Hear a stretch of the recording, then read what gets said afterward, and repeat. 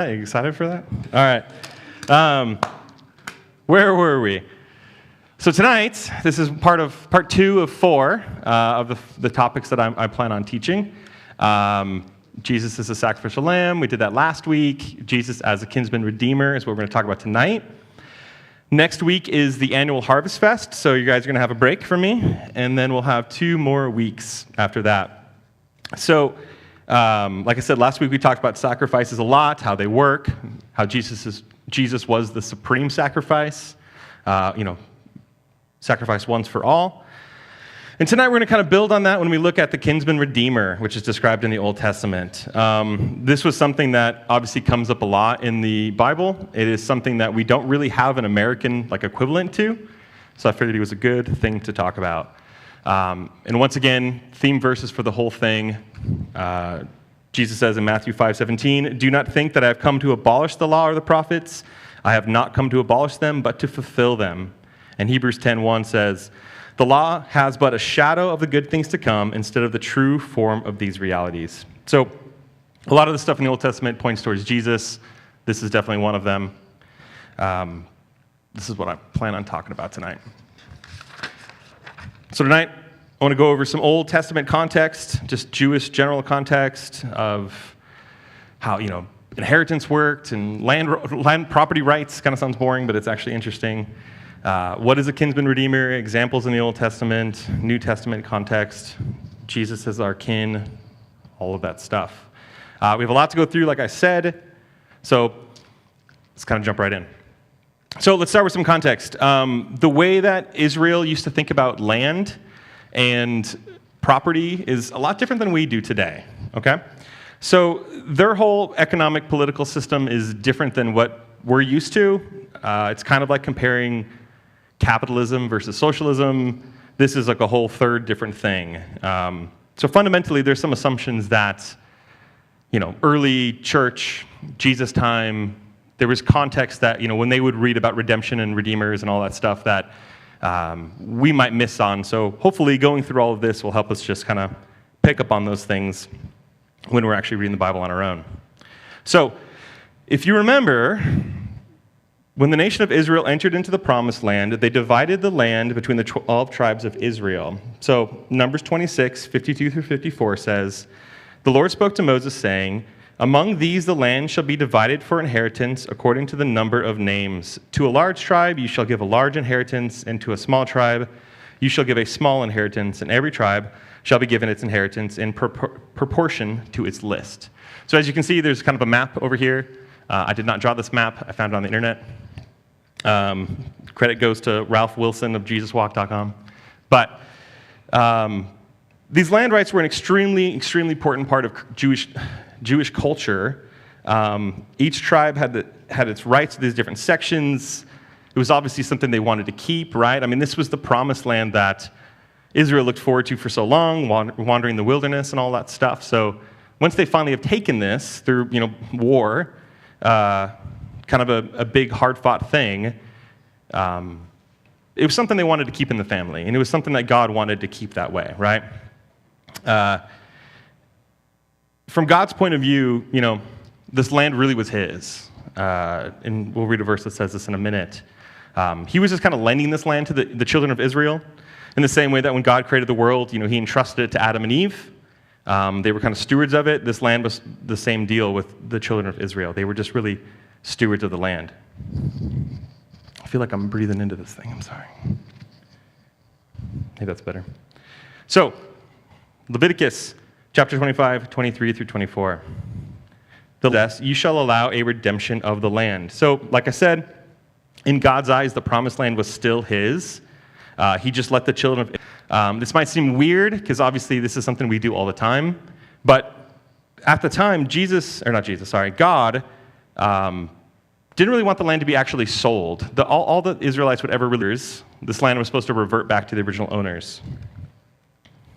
So Leviticus 25:10, "And you shall consecrate the 50th year and proclaim liberty throughout the land to all its inhabitants. It shall be a jubilee for you, and when each of you shall return to his property, and each of you shall return to his clan." In this year of Jubilee, each of you shall return to his property, and if you make a sale to your neighbor or buy from your neighbor, you shall not wrong one another. You shall pay your neighbor according to the number of years after the Jubilee, and he shall sell to you according to the number of years for crops. And if the years are many, you shall increase the price, and if the years are few, you shall reduce the price, for it is the number of crops that he is selling to you. Basically, the idea was, like I said, every 50 years, land would revert back to where it came from, back to the original family, back to the original tribe, everything. So all you would be doing is basically leasing the land for however many years it is until the next Jubilee. So if it was 49 years away, you'd pay a high price. If it was 2 years away, pay a low price. There's actually debate whether or not this ever actually occurred, though. We do know that it's never recorded in the Bible that they did. It could have just been a normal thing. That's why they didn't write it down. But we do know that there was other similar laws, like the Sabbath year law, where every 7 years you were not supposed to farm. There was things like that we know that they did not do. And so much so that for 490 years they ignored this, and God says, you know what? Because you've skipped every 7th year, I'm going to give the land 70 missing Sabbaths and exile you guys to Babylon. So honestly, it's a pretty cool system. Instead of the rich getting richer, there's always this economic reset that's supposed to take place every 50 years. Just imagine for a second that you're maybe grandpa had sold the land, and you guys don't really have anything left. Well, as the Jubilee year comes up, you gain that land back, which obviously in their culture, that was like wealth, right? The ability to farm, the ability to grow crops. All of those things were very, very important for them. So getting that land back every 50 years was a way to basically kind of reset everything, make sure everybody's okay, everybody's got something. You are, as an Israelite, you do have some inheritance that God has given you. So it's kind of a cool system, honestly. Now, like I said, it resets every 50 years, though. So what do you do if, you sell the land, things go south, and you've got another 40 years or so before the land gets reset? Well, that's where, like it said in Leviticus 25, verse 24, you shall allow redemption of the land. God made a way for it to be redeemed or kind of returned early. So that brings us to, what is a redeemer? We're going to talk about what is the role of a redeemer? What did they redeem? How did that work? Let's jump right in. So Leviticus 25, verses 25 through 27. If your brother becomes poor and sells parts of his property, then his nearest redeemer shall come and redeem what his brother has sold. And if a man has no one to redeem it, then himself becomes prosperous and finds sufficient means to redeem it. Let him calculate the year since he sold it and pay back the balance to the man to whom he sold it, and then return to his property. So, someone, let's hypothetical situation. Someone is needed to sell their land. Maybe they're poor, they're going through a hard time, so they sell a portion of it because of hardship. This was a way for people to purchase things back, right? If your brother becomes poor and he needs you to, help him out, he can't redeem it himself, there was a way for that to happen. So when people would exchange property like this, let's just go through, kind of explain how it worked a little bit. A contract deed or a title deed was written up on a scroll, right? But they wouldn't really just write one copy, they'd write two. There was a sealed contract and an open contract. The sealed contract, the sealed version, would not be opened unless the property was redeemed. This way the original contract was guaranteed not to be altered, right? Unless you open it, you break the seal, you can't change it. But you'd also have an open version that was available for reading, just to kind of clarify if you wanted to double check on how something worked. But the real deal one was the one that was sealed.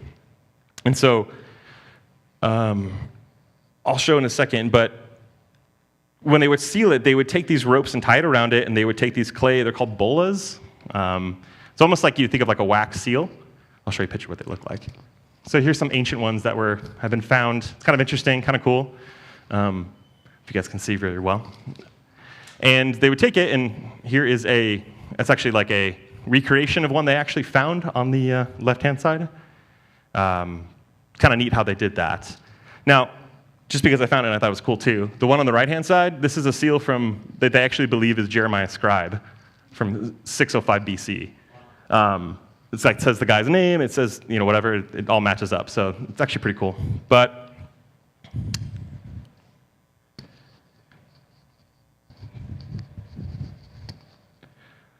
So one more note about sealed and open scrolls, because it's going to come up later.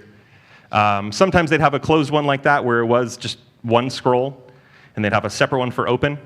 Sometimes they'd combine the two, and they would write on the inside all the stuff, seal it up, and then write like maybe a abridged version or the same thing on the outside. So you could still read it on the outside, but still have the intact, secure inside of the scroll as well. It's going to come up later. So let's look at an example of this in practice real quick. Jeremiah 32, verse 2. At this time, the army of the king of Babylon was besieging Jerusalem, and Jeremiah the prophet was shut up in the court of the guard that was in the palace of the king of Judah. So just some context, remember what's going on. Jeremiah's in prison. Babylon is attacking them. Jeremiah keeps saying, God's not going to save us. This is part of God's plan. And the king didn't like that, obviously, so he threw him in prison. There were some people, just like, man, you never say anything good. But, he wasn't going to lie about it. But, verse 6 through 15, Jeremiah said, the word of the Lord came to me. Behold, Hanamel, the son of Shallum, your uncle, will come to you and say, buy my field that is at Anathoth, for the right of redemption by purchase is yours. Then Hanamel, my cousin, came to me in the court of the guard, in accordance to the word of the Lord, and said to me, buy my field that is at Anathoth in the land of Benjamin, for the right of possession and redemption is yours, buy it for yourself. Then I knew that this was the word of the Lord, and I bought the field at Anathoth from Hanamel, my cousin, and weighed out the money to him, 17 shekels of silver, and I signed the deed, sealed it, so this is kind of what we talked about, got witnesses, and weighed the money on the scales. Then I took the sealed deed of purchase containing the items and conditions, and the open copy, and I gave the deed of purchase to Baruch, the son of Neriah, son of, did that switch? Yeah. Messiah, in the presence of Hanamel, my cousin, in the presence of the witnesses who signed the deed of purchase, and in the presence of all the Judeans who were sitting in the court of the guard, I charged Baruch in their presence, saying, thus says the Lord of hosts, the God of Israel, take these deeds, both the sealed deed of purchase and this open deed, and put them in an earthenware vessel, that they may last for a long time. For thus says the Lord of hosts, the God of Israel, houses and fields and vineyards shall again be bought in this land. So the whole point of this, not to tangent about the context of this, but the whole point of this was that even though Jeremiah had been saying that the Babylonians were going to come and wipe everything out, to show that he believed and that God is telling him that eventually Israel would return, he bought land that had already been taken over by the Babylonians, right? This land was available. He redeems it. He buys it on behalf of his family member, and he takes it. He puts it in a clay pot, and they bury it so it'll last a long time. It'll help the papyrus or whatever they were doing, vellum or whatever, help it from rotting. But this was just basically to show that, like, hey, you know what? This will be worth something someday. We're going to stash that away. I believe that God is going to, eventually return us here. Even though I'm saying right now, Babylon's going to win. Putting my money where my mouth is, basically. And so we see this example here of the sealed and the open, how he redeems it. It's kind of a cool example of redemption of land. But that's a scenario of somebody selling land and redeeming it because they're poor. What about the scenario of a widow, right, with no heirs? How is the land going to stay, quote unquote, in the family then? This is addressed as well, so we'll talk about it. Deuteronomy 25, 5 through 10. If brothers dwell together and one of them dies and has no son, the wife of the dead man shall not be married outside the family to a stranger. Her husband's brother shall go into her and take her as his wife and perform the duty of a husband's brother to her. And the first son whom she bears shall succeed to the name of the dead brother, that his name might not be blotted out of Israel. This was a big deal, like I said. Like family trees, keeping the bloodlines going, that was important. And if the man does not wish to take his brother's wife, then his brother's wife shall go up to the gate to the elders and say, my husband's brother refuses to perpetuate his brother's name in Israel. He will not perform the duty of a husband's brother to me. Then the elders of the city shall call him and speak to him, and if he persists, saying, I do not wish to take her, then his brother's wife shall go up to him in the presence of the elders and pull his sandals off his feet and spit in his face. It's kind of funny, but obviously it's not a good thing. And she shall answer and say, so shall it be done to the man who does not build up his brother's house. And the name of his house shall be called in Israel, the house of him who had his sandal pulled off. So the sandal thing's kind of weird, but the idea from what I've read is that, obviously this is what they would wear for, walking around. And as you claim land and redeem land, you kind of go tread on it and walk on it, and, basically you're removing the right of that person to, like, tread on that land by taking their sandal. Kind of a weird thing, but there's some symbology there. So the whole point of this, if make sure you guys followed all that, because it's a big block of verses, the main point is that if there's a man, he dies, his wife has no kids, she's widowed, his family line's gonna blot out, right? It's gonna go away. Only through the male sons was basically the tribe family line would continue. If you were a woman and you married somebody else from a different tribe, your children would basically be considered part of the father's tribe. So the brother of the passed away, deceased, husband would come and marry the wife, give her a child, and if he gives them an heir, that heir would continue the brother's line, not the original guy, the deceased guy's line, and not the brother's line. It's kind of interesting. It was to keep everything going. Like I said, keep everything in the family, keeping this land, keeping that like foothold in the promised land is an important thing. You can see, obviously, that it's not treated very well if you reject that role.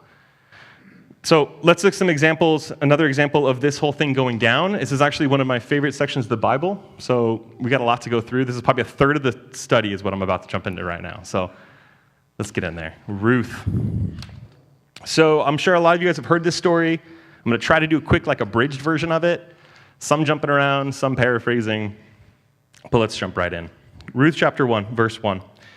In the days when the judges ruled, there was a famine in the land, and a man of Bethlehem in Judah went to sojourn in the country of Moab, he and his wife and his 2 sons. And the name of the man was Elimelech, and the name of his wife Naomi. And the names of his 2 sons were Mahlon and Chilion, and they were Ephrathites from Bethlehem in Judah. And they went into the country of Moab and remained there. But Elimelech, the husband of Naomi, died, and she was left with her 2 sons. These took Moabite wives. The name of one was Orpah, and the name of the other Ruth. And they lived there about 10 years. And both Mahlon and Chilion died, so that the woman was left without her 2 sons and her husband, right? So, bad famine in the land, right? So this dude, Elimelech, takes his wife and his 2 sons. They go to Moab, looking for greener pastures. But before long, the father dies, and then following not too long after, the 2 sons die, right? So we're left after all this with 3 widows, which is not a very good situation. My wife just laughed. So Naomi tells her daughter-in-laws after this, she's like, look, there isn't much I can do for you.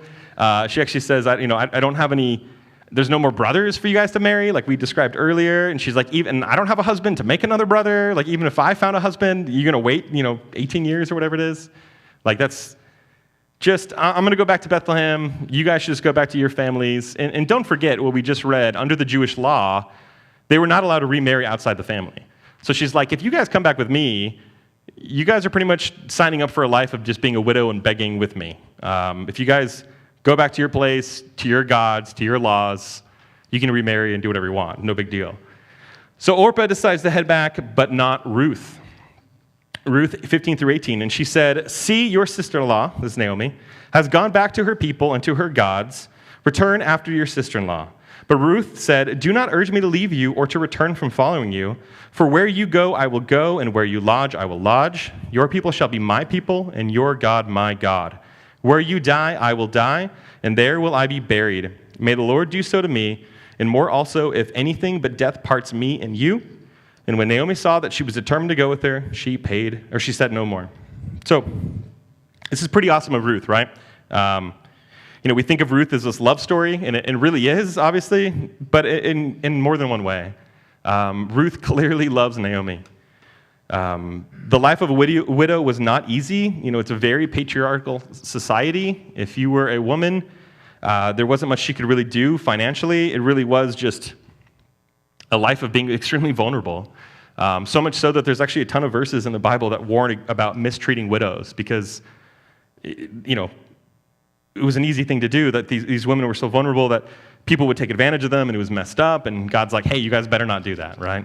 they really needed help. And so Ruth is signing up for a life of being a widow, basically just saying, hey, you know what, Naomi, I love you enough that I'll beg on the corner with you, basically. And so she obviously very, very much loved Naomi. Ruth chapter 2, verse 1 through 3. Now Naomi had a relative of her husband's, a worthy man of the clan of Elimelech, whose name was Boaz. And Ruth the Moabite said to Naomi, let me go to the field and glean among the ears of grain after him, in whose sight I shall find favor. And she said to her, go, my daughter. So she went out and gleaned in the field after the reapers, and she happened to come to the part of the field belonging to Boaz, who was of the clan of Elimelech. So when they get back to Bethlehem, it's in the middle of barley harvest. Had a relative close by, so Ruth goes to glean there. This was another kind of cool safety net that was in the law. Just real quick recap of what that is, when it was harvest time in Israel, God said, I want you guys to go through and pick everything that's like ready, everything that's ripe. But if things are not ripe yet or things aren't quite right, just leave it on the vine or leave it on the branch or leave it wherever. And it was available for the poor. The poor could come afterward and take whatever they wanted. So Ruth goes to this field. She's following along, following behind these workers that are part of Boaz, and she's taking what she can. She's harvesting what she can. Now, Boaz sees Ruth gleaning in the field, and he asks his servants, his workers, and they're like, hey, who's that lady over there? And they tell her that's Naomi's widowed daughter-in-law, Ruth. She's asked permission to be here. We told her it's fine. And then Ruth 2:8. Then Boaz said to Ruth, now listen, my daughter, do not go to glean in another field or leave this one, but keep close to my young women. He tells her basically, I got you. He also tells her in a verse that I'm not going to read, but he says that, if you're thirsty, I've got stuff for my workers. You can take stuff with that. Like, you'll be safe here. I've told them to leave you alone. You'll be good here. And she responds, and she's like, why are you being so kind to me? And he tells her that, I heard what you did with Naomi, how you left your family, you left everything to stay with Naomi. Like, he respected her decision and was like, man, that's an honorable woman. So her reputation preceded her, and Boaz had heard of her and was like, man, that's a good lady. And so he's like, you know what? Take care of her. So he invites her to dinner, gives her some food. After he leaves, he tells his workers to basically like hook her up. He says, don't rebuke her if she accidentally goes to where you haven't harvested yet. Just let her take whatever she wants. And, honestly, if you want to just, like, harvest some stuff and kind of bundle up and, like, drop it for her on accident, she'll find it kind of very sweet, right? So Ruth goes back to Naomi, tells her everything that has happened, Ruth 2:20. And Naomi said to her daughter-in-law, may he be blessed by the Lord, whose kindness has not forsaken the living or the dead. And Naomi also said to her, the man is a close relative of ours, one of our redeemers. And so I feel like, I know I'm reading into it slightly, but I just feel like Naomi's kind of like scheming already, right? She just like the gears are turning in her head. She's like, oh yeah, that's that guy. He's one of our redeemers, eh? And, over time, this happened every day. She'd go out. She'd spend time with Boaz. The relationship began to grow. If this was a romantic movie, you'd have like a montage scene right here of them working together. I don't know. Maybe they drop some stuff and they both reach for it at the same time or something. But anyway, Ruth 3:1 through 3. Then Naomi, her mother-in-law, said to her, my daughter, should I not seek rest for you, that it may be well with you? Is not Boaz our relative with whose young women you were? See, he is winnowing barley tonight on the threshing floor. Wash therefore and anoint yourself and put on your cloak and go down to the threshing floor. So Naomi's like, we got a chance here, right? This guy is can be our redeemer. He's a relative. He's close. I think something might happen, right? She's like, go get ready, anoint yourself, wash, like get all pretty, And this really was a big deal for them, right? Like, I don't want to not emphasize enough, but the life that Ruth signed up for and came back to was that of a widow, right? Of being basically begging. The most likely thing for them was that they were going to die widows, right? The most likely thing is that they weren't going to find anybody. Nobody would want to redeem them. Why? What does Ruth have to offer, quote unquote, right? Wasn't really worth it. So this was like an amazing moment. There was a excitement here, but this Boaz guy things might work. And so Ruth goes and meets him while he's sleeping. She lays at his feet. He wakes up in the middle of the night and is like, "Who are you?"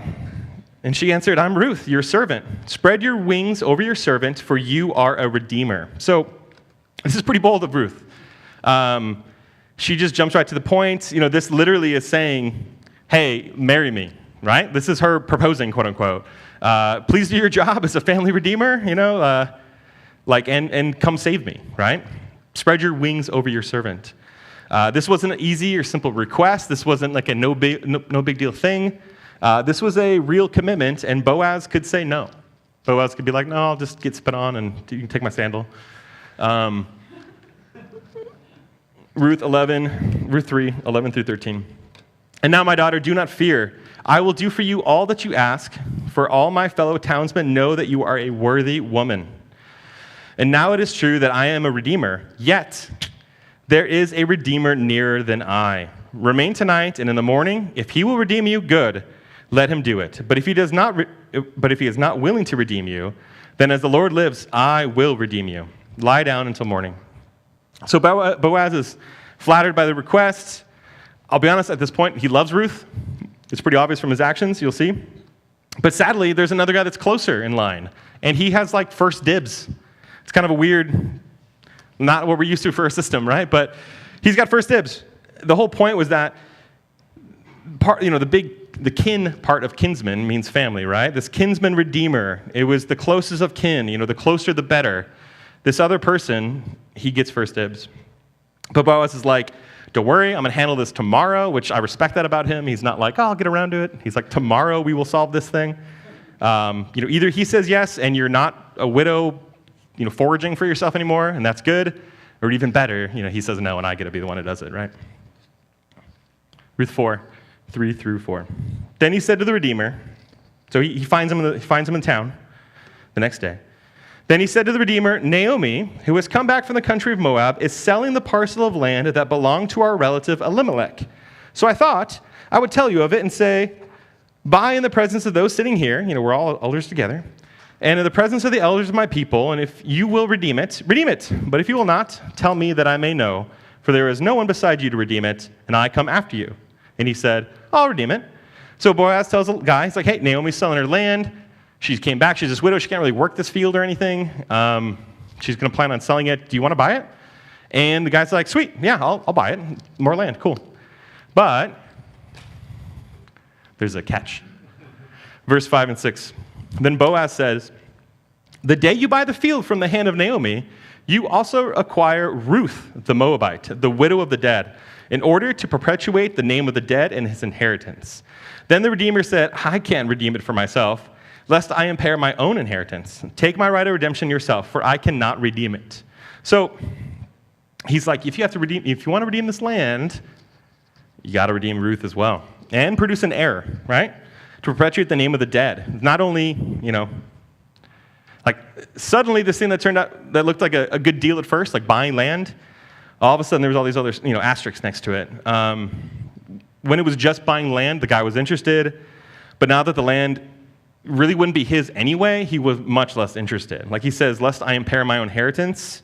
The whole point is he'd be taking money that normally belongs to his family already, buying land, producing an heir for Elimelech, and then giving all that land to him. So it really would be like a lose-lose situation, right? Like it's not going to pass down to his kids. I mean, it'll be his one kid, but in reality, from a legal point of view, it's really Elimelech's line is keeping their land. Not so interesting to him now. But it wasn't the same way for Boaz, right? In this other Redeemer's eyes, the land wasn't worth it because of Ruth. But in Boaz's eyes, the land was worth it because of Ruth, right? Ruth was worth all of this in his mind. Even though he's going to be paying money to buy land that would not ever really become his legally, it'd be the heirs, Ruth is worth it. He didn't really care about the land. He cared about Ruth, right? He'd buy all the land he needed to get Ruth.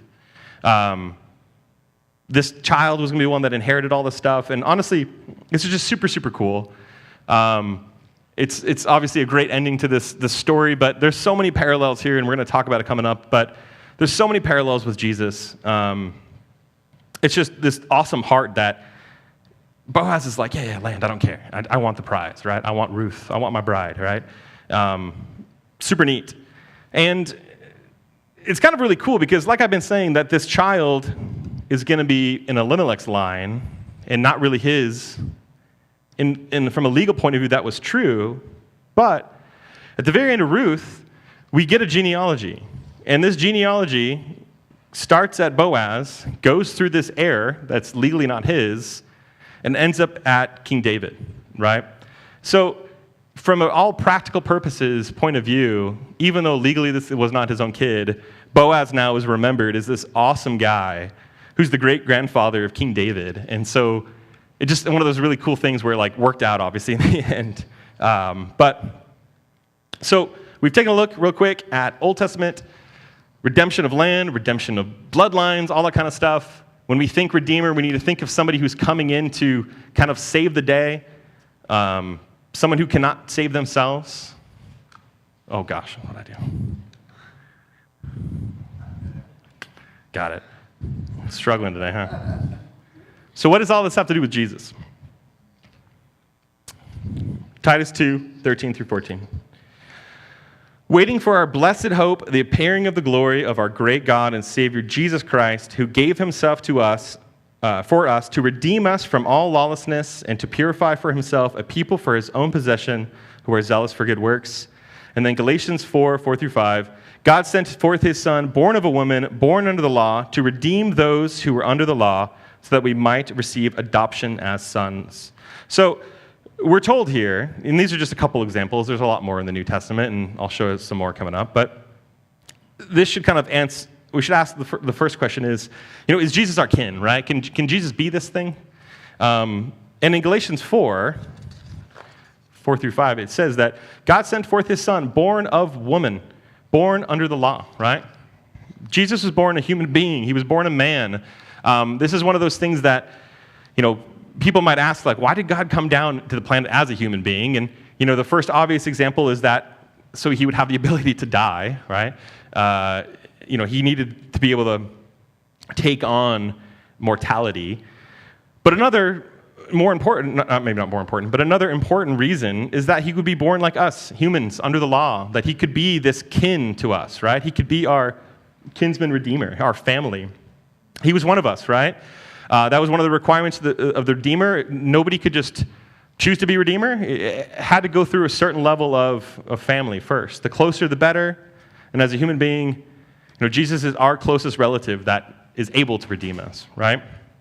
And another example of Jesus being humans, Hebrews chapter 2, verse 9. But we see him who for a little while was made lower than the angels, namely Jesus, crowned with glory and honor because of the suffering of death, so that by the grace of God he might taste death for everyone. And like I was saying, he was made lower than the angels. Mortality was added to him so that he could actually die, the sacrifice we talked about last week. And then 14 through 18, same chapter. Since therefore the children share in flesh and blood, he himself likewise partook of the same things, that through death he might destroy the one who has the power of death, that is the devil, and deliver all those who through fear of death were subject to lifelong slavery. For surely it is not angels that he helps, but he helps the offspring of Abraham. Therefore, and I like this part, he had to be made like his brothers in every respect, so that he might become a merciful and faithful high priest in the service of God, to make propitiation for the sins of the people. For because he himself has suffered when tempted, he is able to help those who are being tempted. So there's a lot to take in here. Kind of going to talk about part of it real quick. Verse 14 said, since therefore the children share in flesh and blood, he himself likewise partook of the same things. Once again, Jesus was flesh and blood. He was made fully human.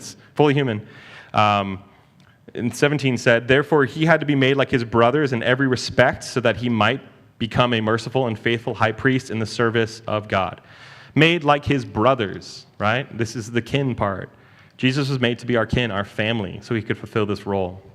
I'll talk more about high priest stuff next week, or next teaching. And because I love this verse so much, verse 18, for because he himself has suffered when tempted, he is able to help those who are being tempted. Jesus didn't cheat. Jesus wasn't like a version 2.0 human or anything like that. Jesus was tempted the same way we were. He didn't have an easy mode of life.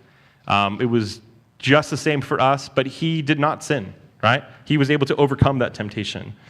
Hebrews 4:15, for we do not have a high priest who is unable to sympathize with our weaknesses, but one who in every respect has been tempted as we are, yet without sin. He's able to sympathize. God really was human. Jesus really was our kin. Now, all of that stuff, I think I've gone over that he is our kin. He is able to redeem. Obviously, we talked last week about being that perfect sacrifice, having that wealth, that spiritual wealth. Let's talk real quick about how he redeemed or what that even is about. So, first, a little caveat, controversy warning. It's okay to disagree with me on this. There are multiple interpretations of what I'm about to read. Nobody's 100% sure on exactly how all this stuff works. This is from the book of Revelation, which obviously there's a lot of book of Revelation that people aren't 100% sure how it works. But what I'm going to put forward is one of the theories that is accepted, potentially. No one really disagrees with it from the big picture. There just might be some details that, whatever. So let's jump right in. Chapter 5, verse 1. Then I saw on the right hand of him who was seated on the throne a scroll written within and on the back, sealed with 7 seals. And I saw a mighty angel proclaiming with a loud voice, who is worthy to open and break its seals? No one in heaven or on the earth, nor under the earth, was able to open the scroll or to look into it. And I began to weep loudly, because no one was found worthy to open the scroll or to look into it. And one of the elders said to me, weep no more. Behold, the Lion of the tribe of Judah, the root of David, has conquered, so that he can open the scroll and its 7 seals. So first off, this should look familiar, right? Kind of talked about the same stuff. We've got a sealed scroll. It's written on both sides, inside and out. Kind of talked about that. This one has 7 seals. I showed a picture that had 3 earlier. This one's got 7.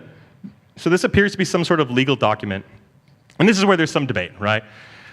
Some people say that this is, and this is what I'm leaning towards here, when I'm proposing, when we're talking about, a kind of title deed to the earth or some sort of property, document. Some people think it's a judgment lien against the world. There's also a lot of other stuff out there. Some people think it's the Old Testament, New Testament, or the book of Revelation, or who knows what, right? It doesn't really matter too much for what we're about to read, but personally, like I said, I lean towards the title deed of the world. And here's a quick rundown of why I believe that. The scroll itself has text on the inside and the outside. It's sealed. It looks just like the documents we've talked about before. It looks just like a legal or title deed. And at first, John is upset that no one can open the seal. To me, I take that to mean that it's something that he wants to be opened, right? If it's a judgment lien, that might not be as fun. If it's redemption of the world, that'd be awesome. I would be like, man, God, please, someone open this thing, right? And Jesus is only the one worthy to open it. And then, skipping ahead a little bit, there's going to be these 7 seals with all kinds of events happen, death, war, famine, martyrdom, etc. There's going to be 7 trumpets, 7 bowls. There's all these events that are going to happen. Well, later, in Revelation 11:15, it says, then the 7th angel blew his trumpet, that's the 7th trumpet, and there were loud voices in heaven saying, the kingdom of the world has become the kingdom of our Lord and of his Christ, and he shall reign forever and ever. I do believe that a transaction is taking place here, right? I mean, it says that he will become his. I think that God will fully take possession of the world, is what's being shown here. So to me, it fits. If you want to disagree, that's fine. Verse 6 through 10.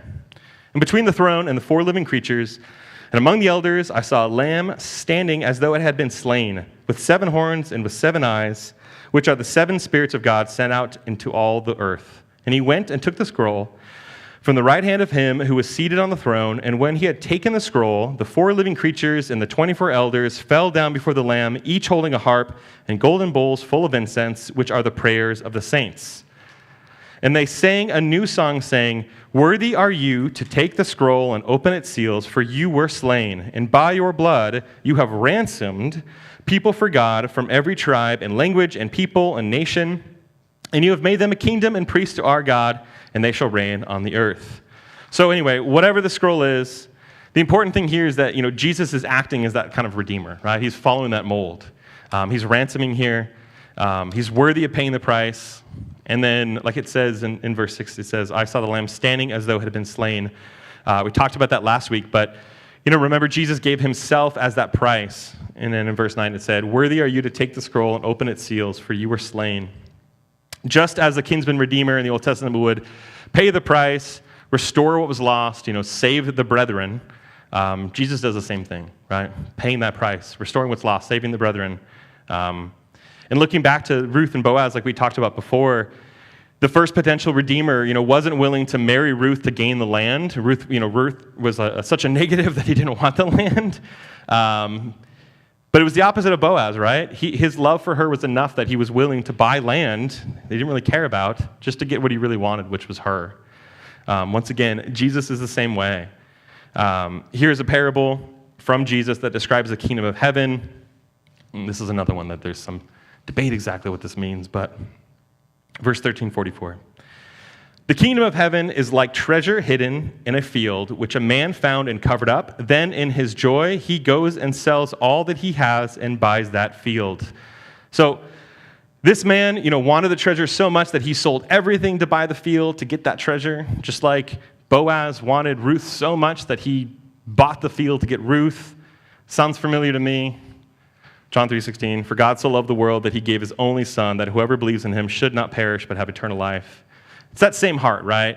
God paid that ultimate price to redeem that what was lost. God paid that price, gave himself as that price so that he could get what he wanted. God so loved the world that he gave his only son.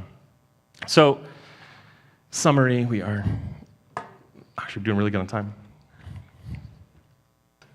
In the Old Testament, we see that God has laid out the way to redeem that which is lost. He made it like if this is a thing. People know what he's talking about, right? This is a legal thing. This family member who had wealth was able to restore, right?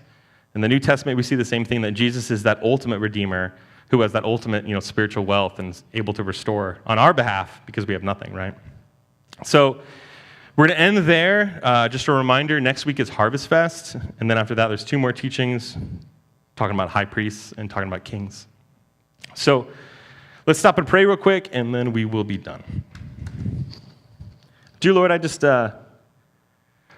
you so much, Lord, that you are that, you are our kin, Lord, like this, that you came and you've redeemed us, Lord. I thank you so much that you looked at us and our brokenness and our messed up lives, Lord, and you thought we were worth it, God. We just thank you for the amazing love that you have for us. I pray that you help us to just appreciate that, try to reciprocate that as much as we can, Lord. Obviously, our love just pales in comparison to yours. Pray that you help us to just, have that attitude, that heart this week, and we ask this in Jesus' name. Amen.